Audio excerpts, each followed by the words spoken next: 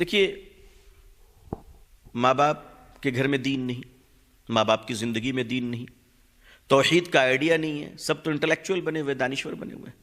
موقع ملتا ہے تو علماء ہی کو تفسیر قرآن سمجھا دیتے ہیں.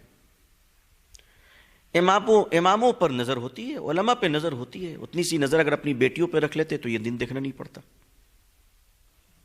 گھر میں ٹیلی ویژن ہے، دین کا تصور نہیں ہے.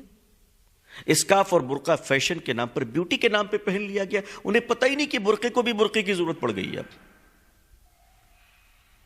اس کے بعد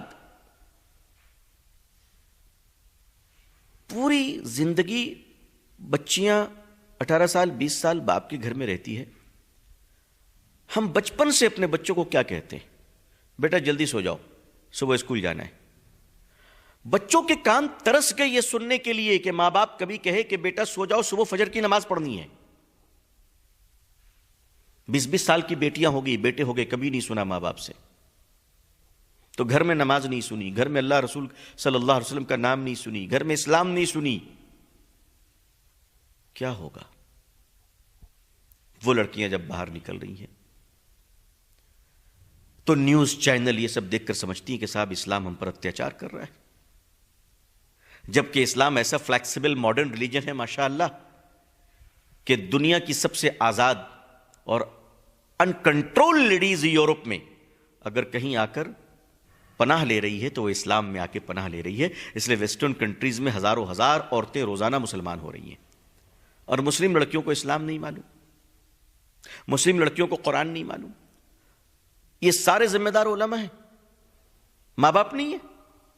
موبائل آپ نے دیا، کیڈبری آپ نے دی.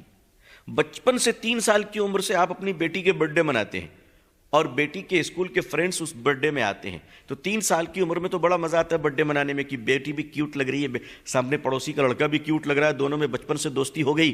اب وہ لڑکا کوئی بھی رہے، کسی بھی کاسٹ کا، کسی بھی ریلیجن کا رہے، اب دونوں آہستہ آہستہ گروتھ کر رہے ہیں. 20 سال کے بعد لڑکی 23 ایئرس کی ہو گئی، لڑکا بھی 23 ایئرس کا ہو گیا. تو دوستی اور پیار بھی 23 سال پرانا ہے، 20 سال پرانا ہے. ہر سال برتھ ڈے کے نام پر آپ پوری پوری رات جگتے ہیں.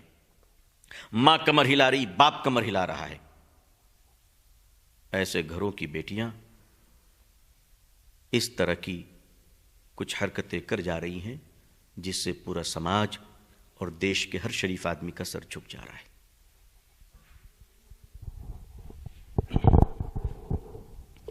ایک سوال یہ ہے، کچھ ایسے ویڈیوز بھی سامنے آئے ہیں جن میں یہ بات کہی گئی ہے کہ یہ لڑکیوں کا اپنا جرم ہے، اس کی وجہ سے پوری قوم کو ذمہ دار نہیں قرار دیا جا سکتا.